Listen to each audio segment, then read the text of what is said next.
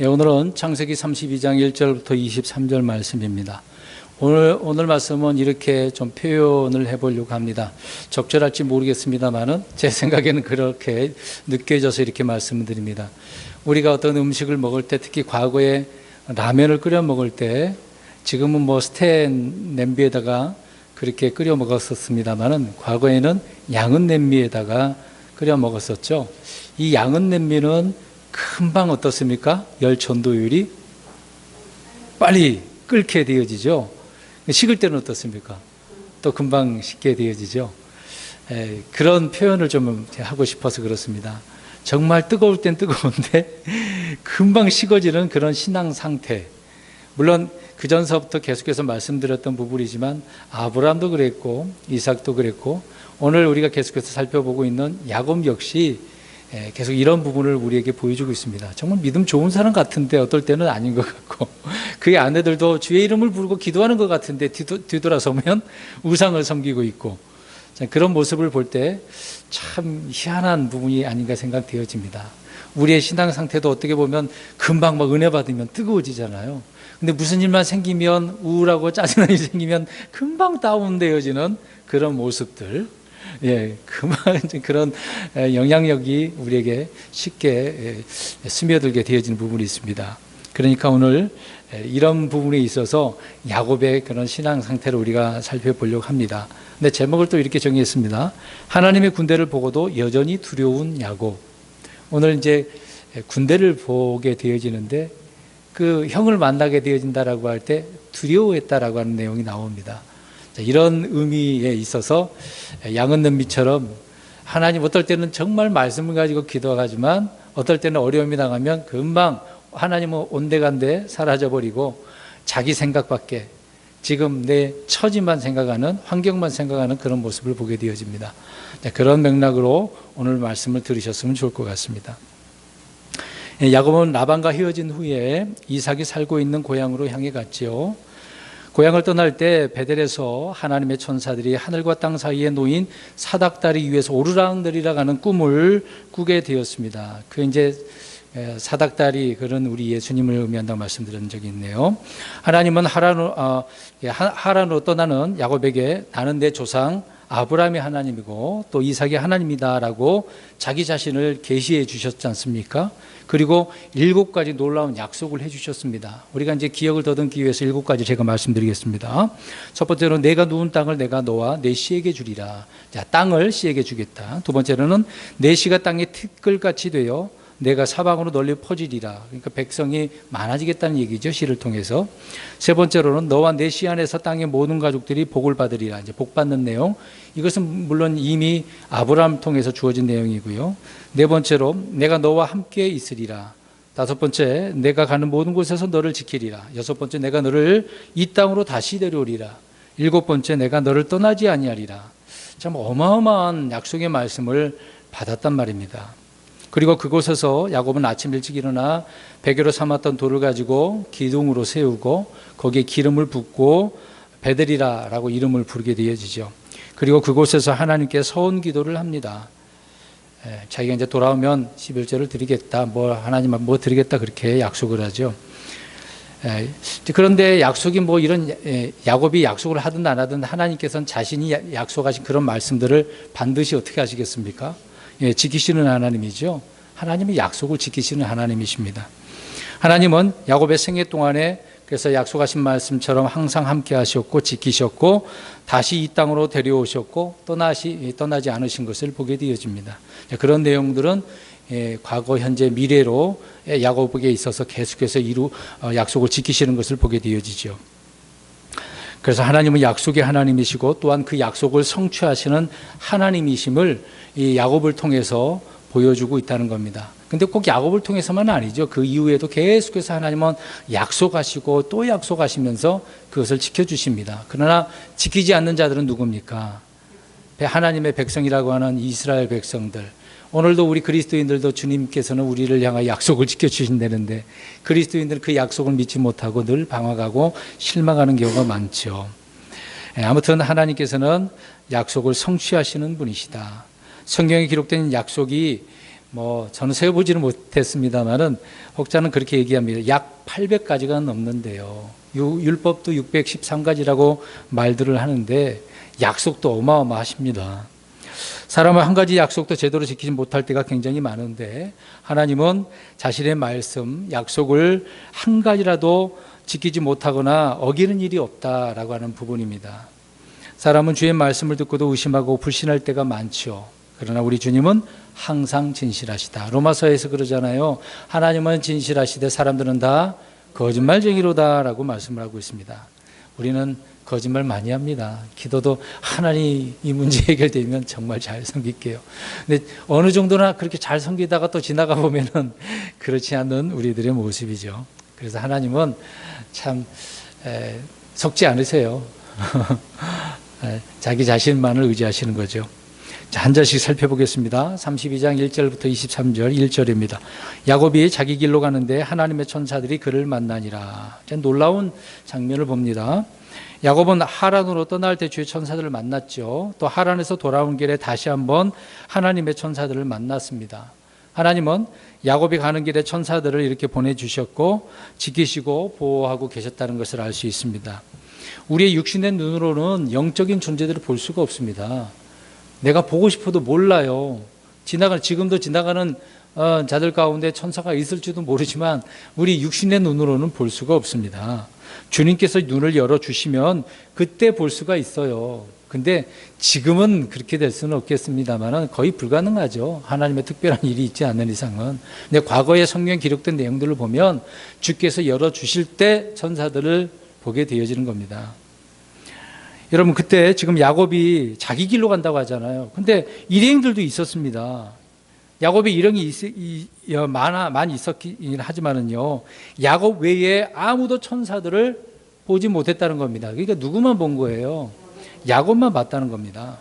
우리 이제 나중에 성경에 또 나오는 그런 내용들의 가운데 몇 사람을 잠깐 소개해 보면 발람과 나귀가 나오잖아요. 발람이 주님께서 가지 말라 그랬는데 욕심 때문에 이제 가게 되는 과정 속에서 나귀 타고 가는데 천사가 나타나가지고 막았지 않습니까? 근데 나귀가 자꾸 이리기 저리기 비켜서 발람은 그 나귀를 나무랬는데 나귀가 뜬금없이 말을 해가지고 이제 무슨 말을 했는데 왜 그랬어요? 왜 나귀가 이렇게 옆으로 이렇게? 그렇죠. 나귀에는 눈이 열려서 그걸 봤잖아요. 그러니까 하나님께서 나귀에게 눈도 열어주니까 또 입도 열어주니까 말도 하는 장면, 이건 특별한 이 경우인 거죠. 그냥 그렇게 되겠습니까? 흔히 이솝 우화에서나 그렇게 말들을 하지만 실제적으로 하나님께서 짐승을 통해서도 이렇게 하시는 것을 보게 되어집니다. 이건 특별한 예외적인 거죠. 그리고 엘리사와 종이 있습니다. 이 부분을 보면 우리가 이 하나님께서 눈을 열어주셨기 때문에 볼 수 있는 것을 알죠. 엘리사와 그 종을 보면 시리아 군대가 대군이 몰려왔지 않습니까? 다 둘러싸고 있습니다. 근데 이제 그 종이 막 두려워하잖아요. 이제 게하시 말고, 게하시는 문둥병에 걸렸는데 젊은 청년이 있었습니다. 또 이게 종이 있었던 것으로 보여져요. 그 종이 막 두려워하고 있었습니다. 그때 엘리사가 이제 하나님께 이제 하나님을 통해서 이제 눈을 열어달라고 하니까 눈이 열려서 보게 되지 않습니까? 보게 되어지니까 주변에 누가 더 많아요? 예, 불말과 불병거가 산에 가득했다라고 하는 것을 보게 되어지죠. 근데 엘리사는 미리 보고 있었던 것입니다. 근데 그 청년은 보지 못했기 때문에 눈이 열리니까 이제 그제서야 안심할 수밖에 없죠. 그러니까 우리가 이것을 보면 하나님께서 보여주시지 않는다면, 믿음의 눈으로 뭔가 보여주시지 않는다면, 깨닫게 해주시지 않는다면 우리는 항상 보이는 것밖에 안 보이는 거죠. 그러니까 그것 때문에 우리는 늘 두려워하는 겁니다. 오늘 야곱이 천사들을 보게 된 것, 주님께서 야곱의 눈을 열어주셔서 보게 해주셨다라는 것을 알 수가 있습니다. 그래서 야곱은 길을 갈 때 주님께서 이런 방식으로 눈을 열어주셨기 때문에 천사들을 만나게 되어지죠. 2절을 봅니다. 야곱이 그들을 볼 때에 이르기를 이것은 하나님의 군대라 하고 그곳의 이름을 마하나임이라 하였더라. 그 천사를 보는데 천사가 하나는 아니었어요. 군대라고 표현을 하고 있습니다. 그러니까 많은 무리들이잖아요. 마하나임이라고 하는 것은 무리, 군대라고 하는 그런 의미입니다. 그래서 그 무리를 많은 천사들을 보고 야곱이 마하나임이다라고 하나님의 군대다라고 이름을 자기가 명명을 한 것이죠. 그러니까 다시 말씀드립니다마는 야곱은 한두 명의 천사를 본 것이 아니라 천사들의 무리, 떼를 본 거죠. 그 어마어마한 거. 그러니까 천사들의 무리가 야곱을 어떻게 하고 있는 거예요? 지키고 있는 거예요. 하나님께서 그렇게 해주신 거란 말입니다. 일요일 날도 이제 천사 얘기를 말씀드리지 않았으니까 천사가 준 빵과 물 말씀드렸습니다만은 하나님께서 이렇게 일을 하고 계신다는 것을 알 수가 있습니다. 그런데 이 내용이 끝이에요. 그냥 천사를 만나는 거, 본 거, 그게 끝이에요. 그러니까 천사를 이렇게 군대를 봤으니까 어때요, 이제? 불안합니까? 든든하잖아요. 눈이 열려져서 봤잖아요. 어마어마한 거예요. 그러면 이제 우리의 삶도 어때 해야 됩니까, 이제? 어떤 일이 오기만 해봐라. 예, 걱정 없어요. 근데 그게 아니라는 거예요. 제가 처음에 얘기했는 것처럼 양은 냄비처럼 지금 이런 상황이 오게 되어집니다. 계속해서 보겠습니다. 3절부터 5절을 쭉 읽겠습니다. 제가 읽을게요. 야곱이 세일 땅 곧 에돔 지방에 있던 자기 형 에서에게로 자기보다 앞서 사자들을 보내 그들에게 명령하여 이르되 너희는 이같이 내 주 에서에게 구하라. 주의 종 야곱이 이같이 말하기를 내가 라반과 함께 머물면서 지금까지 거기 있었사오며 내게 소와 나귀와 양떼와 남종과 여종들이 있나이다. 내가 내 주의 눈앞에서 은혜를 입기 위해 내 주께 구하도록 사람을 보내었나이다 하라. 그러니까 야곱은 세일 땅을 통과해서 아버지가 있는 고향으로 가고자 한 거죠. 근데 이 세일 땅을 통과할 수밖에 없는 거예요. 근데 먼저 자기 종을 사자를 보내죠. 형 에서에게 보냈습니다. 왜 그러냐면 말씀드린 것처럼 에돔 지방을 통과하지 않고 브엘세바 세겜 헤브론 쪽으로 가려면 꽤 돌아가야 되거든요. 많이 돌아가야 됩니다. 야곱은 자기 종들을 형에게 보내서 어떻게 보면 통행을 허가해달라고 이제 그 허가를 얻도록 보내게 되어진 거죠. 그러면서 그간의 자기의 사정을 알고 있습니다. 어떻게 보면 참 지혜로운 것 같은데 나름대로 지금 이렇게 하면 잘 무사 통과하게 될 줄로 지금 생각하고 있는 거예요. 자기 딴에는. 이제 그런 의미라고 보시면 됩니다. 그런데 여기에서 야곱은 자기 형을 어떻게 지금 부르고 있습니까? 주라고 또 부르네요. 자기 자신을 어떻게 취급하고 있습니까? 종이라고 자처를 하고 있습니다. 과거에는 형의 장자권을 사버렸고 복을 빼앗았고 형제들의 주로 세움을 받은 그 약속의 말씀이 있지 않습니까? 그럼에도 불구하고 이제는 이 상황을 어떻게 보면 모면하기 위해서 자기를 낮추고 형을 높이는 이제 야곱의 모습을 보죠. 물론 하란에서 얼마나 고난을 당했으면 이렇게까지 낮아지는 야곱을 우리가 또 이해를 할 수도 있는 부분입니다. 아무튼 자기 자신을 종으로 낮추는 것을 보게 되어지죠.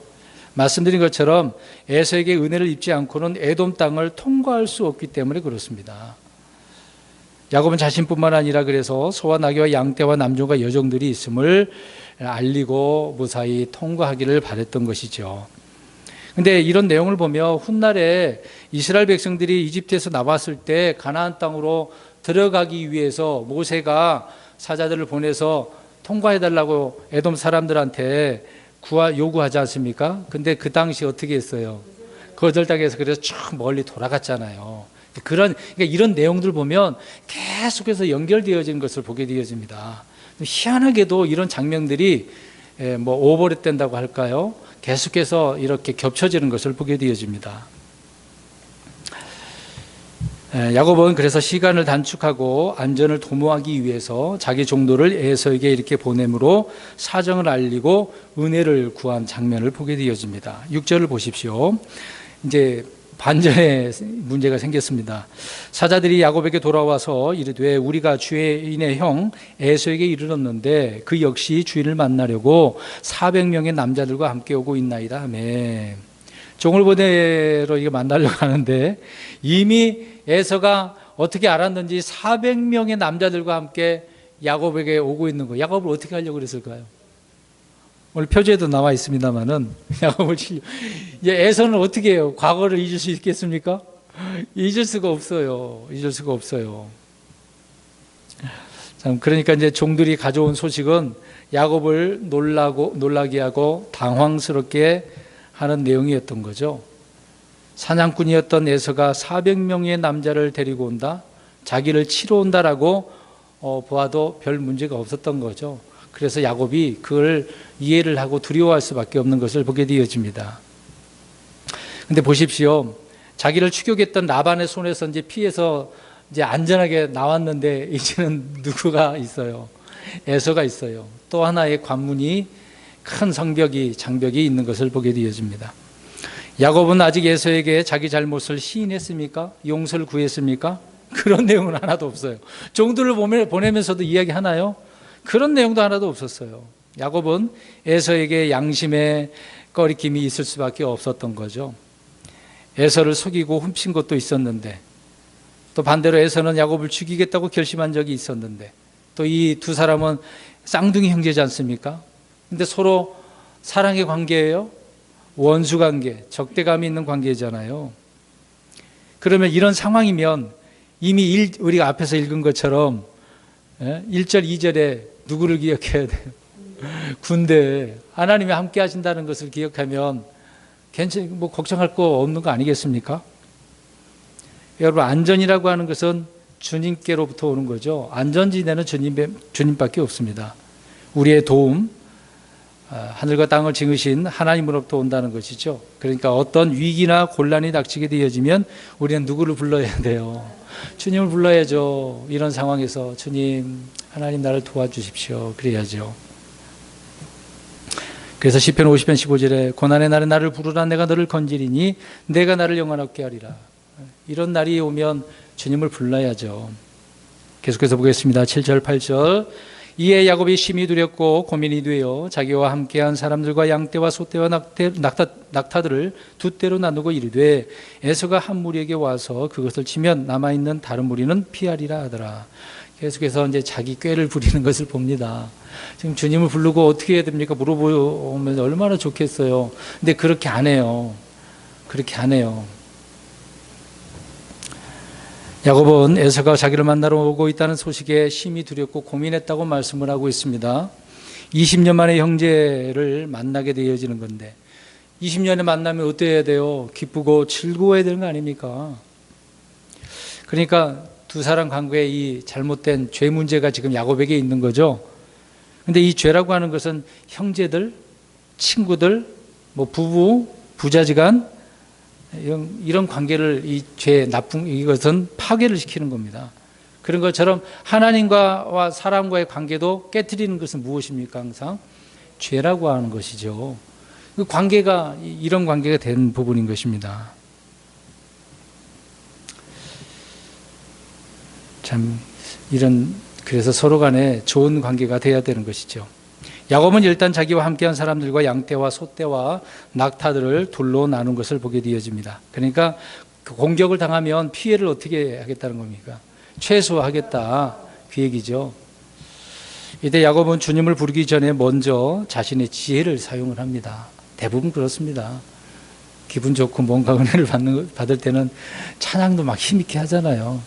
막 가만히 있으라 그래도 막 저절로 하고 기도도 막 가만히 안 있습니다. 부르짖으면서 성경에도 요한복음 나오지만 다윗의 자손 예수님이여 이렇게 부르는 것처럼 쫙 이렇게 부르지 않겠습니까? 근데 그러지는 않고 지금 자기 생각대로 지금 지혜를 발동을 해서 문제를 해결하려고 하는 것이죠. 그러니까 주를 신뢰하기보다 육신을 신뢰하고 있는 야곱을 보게 되어집니다. 그러니까 야곱은 언제나 주님보다 앞서가요. 저번에 앞서가지 말라 그랬잖아요. 주님이 앞서가야 돼요. 말씀이 앞서가야 되는데 자꾸 나 자신이 앞서가려고 하고 있습니다. 여러분, 우리는 어떻습니까? 기도한 후에 일하기보다 일한 후에 기도를 하잖아요. 기도한 다음에 무엇을 해야 되는데 반대로 한다, 그 얘기입니다. 주께서 하라고 해서 하는 일은 순종이겠죠. 그런데 자신이 먼저 한 후에 주님께 아뢰는 일은 이거 뭐예요? 순종입니까? 아니에요. 그냥 제가 허가를 받는 것처럼 되어지는 거잖아요. 우린 그러지 말자, 그 얘기입니다. 이게 순종이 아니죠. 육신적인 성도들은 기도하기 전에 자기 나름대로의 방법으로 계획을 짜고 어떤 프로그램을 만들고 작전을 세우는 거죠. 이런 모습을 통해서 우리 자신들을 보게 되어집니다. 9절 보겠습니다. 야곱이 또 이르되 오 내 조상 아브라함의 하나님 내 아버지 이삭의 하나님이여 주께서 전에 내게 말씀하시기를 내 고향 내 친족에게 돌아가라 내가 너를 선하게 대하리라 하셨나이다. 이제 9절부터 12절은 이제 종이 보고한 후에 때를 나눈 후에 자기가 하나님 앞에 주께 기도하는 내용을 보게 되어집니다. 처절한 이제 기도 내용을 하고 있는 거예요. 전에 베델에서 소원 기도를 한 후에 20년 만에 주님 앞에 기도하는 거예요. 물론 중간중간에 했을지는 모르겠습니다. 야곱에게 기도는 최후의 수단이네요. 최후. 그러면 안 되는데 최전방 먼저 해야 될 일인데요. 나중 일이란 그 얘기입니다. 야곱은 어쩔 수 없는 상황이 되어다 보니까 그제서야 아브라함의 하나님, 이삭의 하나님이라고 이렇게 부르고 있습니다. 야곱은 주님의 약속의 말씀을 붙들고 지금 구하고 있는 내용이 9절부터 12절이죠. 이런 상황이니까 이제서야 이제 기도를 함으로 그 약속을 말씀을 기억하고 하나님 앞에 또 하나의 어떤 감사 기도를 드리고 있는 거 이런 상황이지만 도와달라고 하면서 그렇게 하고 있습니다. 그러니까 저번에도 말씀드린 내용이지만 마음속에 계속 그러니까 이 말씀을 기억하고 있었으니까 지금 기도를 하는 거잖아요. 그러니까 마음속에 말씀이 있다라고 하는 거 참 중요한 겁니다. 그러니까 말씀이 있다는 것은 기도할 때 가장 확실한 기도 응답이 된다는 것을 여러 번 말씀을 드렸습니다. 우리가 기도할 때 그래서 주님의 약속의 말씀을 가지고 기도하는 겁니다. 말씀도 없는데 내가 이런 내 상황에 맞춰서 이렇게 해달라고 하는 것은 이건 좀 문제가 있는 거죠. 그러니까 내 말 가지고 하나님께 요구하는 것보다 하나님 말씀 가지고 하나님께 요구하는 것 어떤 게 더 잘 될 것 같아요? 하나님 말씀 가지고 하나님 자신의 말씀 지키신다고 했으니까 그렇게 해야 된다는 얘기죠. 하나님께서 말씀하신 것을 하나님께 말씀드리는 것이 약속의 기도라는 것입니다. 야곱은 주께 들은 말씀을 주께 그냥 그대로 알려드리고 있는 거예요. 하나님이 이렇게 약속하지 않으셨습니까? 이 말은 뭐예요? 그렇죠. 이제 때가 되면은 약속하셨으니까 이루셔야 되지 않겠습니까? 그 얘기를 하고 있는 거잖아요. 어려운 게 하나도 없습니다. 우리 기도도 어려운 게 아니거든요. 10절 보겠습니다. 나는 주께서 주의 종에게 보여주신 모든 긍휼과 모든 진리 중 가장 작은 것도 감당할 수 없사오니 내가 내 지팡이만 가지고 이 요르단을 건넜으나 지금은 2때나 이루었나이다. 자신이 받은 긍휼과 진리를 고백하고 있네요. 20년간 하란에서 당한 고난, 그 억울함, 그 내용들을 주님 앞에 지금 토로하는 대신에 주께 받은 긍휼과 진리를 토로하고 있는 거죠. 지금 이 내용을 보면 하란에서 하나님 너무 힘들었어요. 그런 내용이 있어요? 없어요 지금요. 약속 순수 그냥 하나님 말씀만 갖고 하는 겁니다.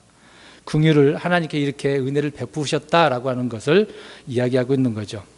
그래서 야곱은 주님 앞에서 자신의 무익함과 무가치함과 불의와 죄악됨을 인정하면서 이렇게 기도하고 있는 것입니다. 야곱은 라반을 통해서 자신의 악함과 거짓됨과 자신이 어떤 사람인지 알고도 남았겠죠. 자기보다 더한 사람을 만났으니까. 여러분 야곱보다 더한 사람 참 어디서 찾아보겠습니까? 자기 외삼촌 라반을 통해서 철저히 경험하고 남았던 야곱 아니겠어요? 그런 야곱에게 하나님은 긍휼과 진리를 보여주셨다는 것입니다. 20년 전에 야곱은 손에 지팡이 하나만 들고 요르단을 건넜습니다마는 지금은 몇 대나? 2때나 이루었습니다. 지금 나눴으니까 2때나 이루었습니다. 야곱은 그래서 이제 주님 앞에 감사를 하고 있는 거예요. 이런 약속의 말씀을 통해서 이루어달라고 하면서 또 이루어지신 것도 이야기를 하고 있고 이렇게 감사를 하고 있는 내용을 보게 되어집니다. 11절 내가 주께 간구하오니 내 형의 손에서 에서의 손에서 나를 건져 내시옵소서. 그가 와서 나와 또 아이들과 함께 있는 어머니를 칠까 염려함으로 내가 그를 두려워하나이다. 이제 간구를 하고 있는 거죠. 자신의 사정을 있는 그대로 주님께 알려드리면서 구원을 요청을 하고 있습니다. 도와달라는 이야기죠. 자기 형의 손에서 건져달라고 요청을 하고 있는 겁니다. 그래서 나를 건져내시옵소서라고 합니다. 여기서 이제 건져낸다, 내달라고 하는 구원이라고 하는 것은 혼의 구원을 말하는 게 아니죠. 이런 상황에서, 죽음에서, 어떤 위협에서 건져달라는, 거기에서 구원해달라고 하는 그런 내용이죠. 구원의 단어도 우리가 구별해야 됩니다. 그래서 생명을 구출해달라고 요청을 하고 있습니다. 자신의 사정을 감사함으로 하나님께 알려드리는 것이 기도라고 빌립보서 4장 6절에 말씀을 하고 있습니다. 필요를 구하면 구원을 요청하는 것이, 그렇게 필요를 구하면서 구원을 요청하는 것이 기도다라고 하는 부분이죠. 야곱은 주님께 내가 그를 두려워하나이다라고 고백을 하면서 자기의 마음에 있는 것까지 다 쏟아붓고 있는 것을 보게 되어집니다. 12절 보십시오. 주께서 이르시되 내가 반드시 내게 선을 베풀고 내 씨가 바다의 모래같이 곧 너무 많아서 셀 수 없는 모래같이 되게 하리라 하셨나이다. 계속해서 아뢰고 있습니다. 주님께서 이렇게 말씀하지 않으셨습니까? 라고 고백을 하고 있습니다. 그러니까 계속해서 주님께서 하신 말씀을 기억을 하고 말하고 있는 거죠. 야곱은 베델에서 주신 말씀, 그것뿐만 아니라 아브라함 또 이삭을 통해서 주신 말씀을 기억하고 있는 거죠.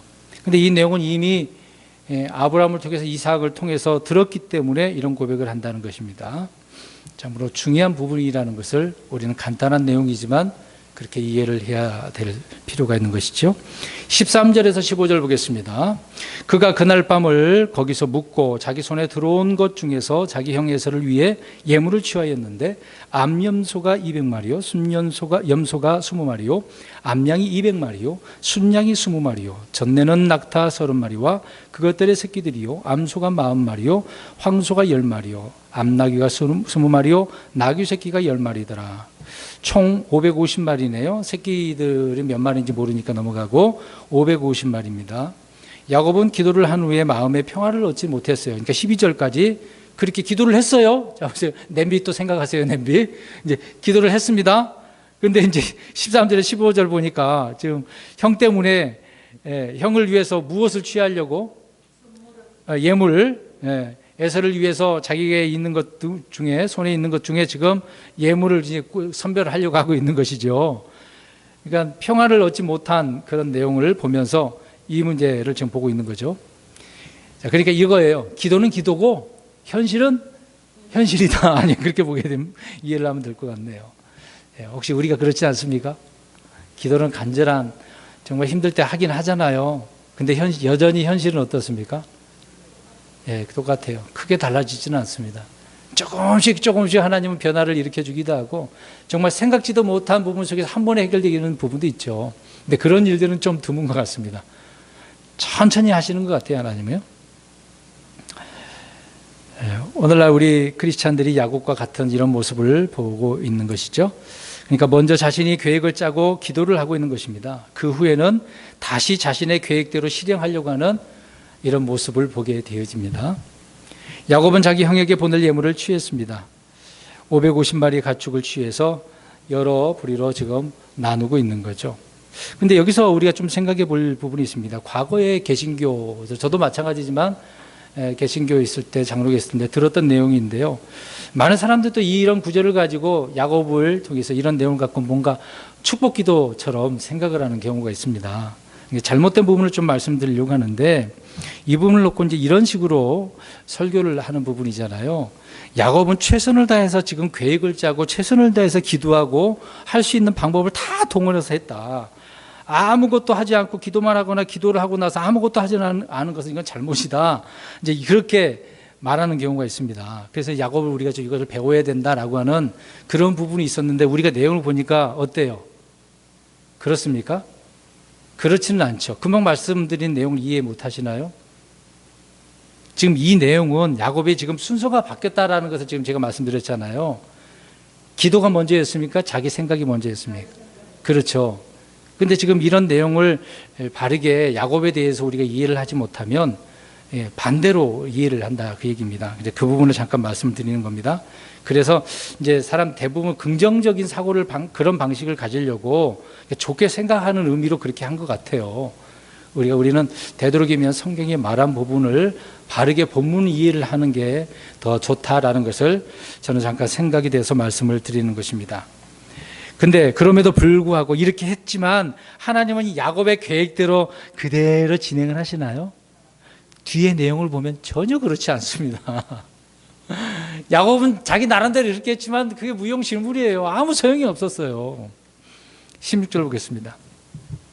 그가 그것들을 각각 때로 나누어 자기 종들의 손에 넘겨주며 자기 종들에게 이르되 나보다 앞서 건너가고 때와 때 사이에 거리를 두라 하고, 자기가 먼저 가지도 않고 꼭 종들을 먼저 보내네요.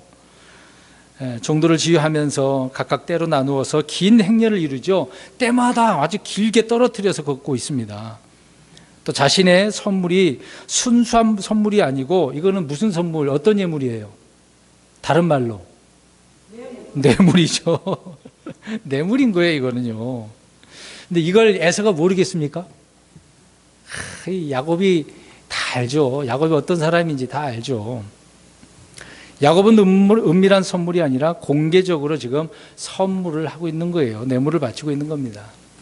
그래서 각각 때로 나누어서 때와 때 사이에 거리를 두므로 어떻게 보면 엄청난 물량 공세를 하는 거예요. 우리가 한 번에 받는 게 낫겠어요? 조금씩 받는 게 낫겠어요? 대부분 그렇잖아요. 근데 사람들은 마음은 그렇지 않습니다. 여러 번 받으면 더 좋아해요, 기분을. 한 번에, 한 번으로 끝나잖아요. 근데 그 많은 것을 나눠서 받으면은 사람들의 마음이 심리적으로 좀 그런 면이 있습니다. 근데 그걸 이용하고 있는 거죠. 물량 공세, 그 인상을 주고 있는 것입니다. 야곱의 장깨가 훤히 보이고 있는 장면인 것이죠. 정상적이라고 한다면 야곱이 직접 가축대 앞에 서서 나아가 형을 만나고 용서를 구하고 화해하려고 하는 이런 시도가 있어야 그게 정상 아니겠습니까? 지금 전혀 그렇지도 않잖아요. 종들을 보내고 멀리 거리를 뛰고, 그러니까 종들 죽이면 맨 뒤에 있는 자기는 어떻게 하겠다는 거예요? 도망가겠다는 이야기잖아요. 참 눈에 다 보이는 거죠. 17절부터 19절 보겠습니다. 그가 또 맨 앞에 선자에게 명령하여 이르되 내 형 에서가 너를 만나 내게 물으며 말하기를 너는 누구의 사람이냐 어디로 가느냐 내 앞에 있는 이것들은 누구의 것이냐 하거든 너는 이르기를 그것들은 주의 종 야곱의 것이요 내 주 에서에게로 보내는 예물이오며 보소서 야곱도 우리 뒤에 있나이다 하라 하고 또 이처럼 둘째와 셋째와 또 때를 따라가는 모든 자들에게 명령하여 이르되 너희가 에서를 만나거든 이런 식으로 그에게 말하고, 다 이제 종들에게 그렇게 말하라고 시키고 있네요. 무슨 말을 해야 될지 하나하나 다 알려주고 있는 것을 보게 되어집니다. 야곱은 에서를 주로 섬기고 스스로 종임을 알리는 그런 예문임을 말해주고 있다는 것이죠. 20년간 라반의 집에서 종노릇 하다가 겨우 풀려난 야곱이 이제 에서의 종이라는 것을 자처하면서 뇌물을, 선물을 이렇게 갖다 바치고 있는 것을 보게 되어집니다.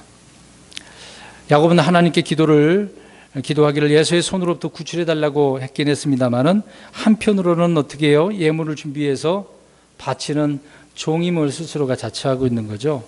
보세요. 아까도 얘기했지 않습니까? 기도를 했는데 이렇게 예물을 갖다 바치잖아요. 하나님께서 구출하시는데 야곱의 이 예물로 구출하시겠습니까? 야곱의 지혜로 구출하겠습니까? 아니면 처세술로 구출을 하시겠습니까? 하나님의 그러한 것이 필요가 없어요. 필요가 없습니다. 그러나 많은 사람들은 하나님께서 나의 생각, 내 계획, 실행을 존중해서 그것을 사용해서 뭔가 해주시기를 바라는 거죠. 우리는 내 방법이 아니라 하나님의 방법대로 해달라고 해야 됩니다. 그것이 가장 옳은 방법이죠. 물론 그것이 내가 원하는 대로 아니고 그 반대로 더 안 좋을 수도 있어요. 그럼에도 그것이 하나님의 방법이라고 우리는 받아들여야 할 때는 받아들여야 되는 거죠. 이 정도까지 우리가 생각을 해야 될 필요가 있습니다. 그럴 때 하나님 어떻게 이럴 수가 있습니까? 정말 하나님 믿으니까 이게 더 잘 돼야 되는데 더 안 되고 있으니 어떻게 됩니까? 이렇게 생각하실 수도 있어요. 근데 우리는 생각도 건져내야 된다라고 하는 것을 생각해 볼 수가 있습니다. 20절 보겠습니다. 또 너희는 덧붙여 이르기를 보소서 주의 종 야곱이 우리 뒤에 있나이다 하라니 이는 그가 말하기를 내가 내 앞에 보내는 예물로 그를 달랜 뒤에 그의 얼굴을 보면 그가 혹시 나를 받아주리라 하였기 때문이더라. 야곱은 종들에게 자신이 에서의 종임을 선포하도록 하고 있어요. 종이다라고 죄종 이렇게 표현하고 있죠. 야곱은 자신이 보낸 예물로 형 에서의 분노, 적대감을 달래려고 그렇게 생각을 했습니다만은 100% 장담할 수 있습니까? 아니죠. 그래서 혹시 그러는 거예요. 혹시 이렇게 표현. 네. 세상 모든 일은 그래서 100% 확실치 않는다라고 하는 부분입니다. 주님의 말씀이 오히려 더 100% 확실한 건 아니겠습니까? 사실 우리는 그렇게 믿어야 되는 겁니다. 하나님 말씀은 틀림없다. 그런 믿음이 우리에게 있어야 되는 것이죠. 야곱은 가능성에 모든 것을 걸고 있는 것을 보게 되어지죠. 이것을 생각해 볼 때 우리는 어떻습니까? 우리의 장래일 또 내일 일을 알 수 있습니까? 없습니까? 없죠. 자신이 하는 일도 어떻게 될지도 모르잖아요. 야곱은 예물로 예서를 달랜 뒤에 그의 얼굴을 보며 혹시 자신을 죽이지 않고 받아줄 것이라고 그렇게 생각했다고 이야기를 하고 있습니다. 그런데 주님께서 내가 너를 지키리라 라고 하는 이런 말씀, 이런 약속 어디로 가버리셨어요? 어디로 가버렸습니까? 네. 21절 보겠습니다. 이같이 예물이 그보다 앞서갔고 그 밤에 있는 무리 가운데서 묵었더라. 자, 그 무리 그 거리가 상당히 된 것 같아요. 다 보내고 나서 지금 무리 가운데서 묵고 있는 것을 보게 되어지죠. 야곱은 그렇게 무리 가운데서 묵고 있는 장면을 보게 되어지는데 할 일은 지금 다 한 거예요. 이제 어떻게 되기를 바라는 거예요. 그렇죠.